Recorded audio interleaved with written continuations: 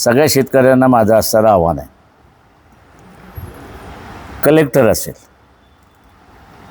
हा तुम्हाला मदत करू शकतो का? तर माझं म्हणणं नाही. त्याला आदेश झाल्याशिवाय, पैसे रिलीज झाल्याशिवाय तो मदत करू शकत नाही. लोकांचं अनैसर्गिक जे जीवन आहे हे पहिल्यांदा त्यांनी सोडलं पाहिजे.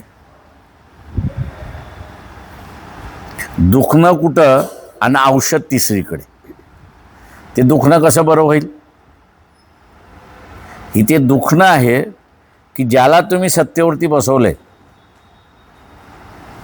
तुम्हाला मदत द्यायची की न द्यायची तो सत्तेवरती बसलेल्याने निर्णय घेतल्याशिवाय अधिकारी कुठून मदत करणार?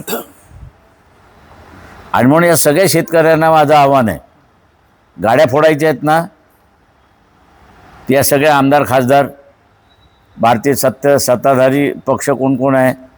मग इथला शिवसेना एकनाथ शिंदेचा सत्ताधारी आहे, अजित पवारांचा सत्ताधारी आहे, BJP इथला असणारा सत्ताधारी आहे. या पक्षाच्या नेत्यांच्या गाड्या फोडा ना,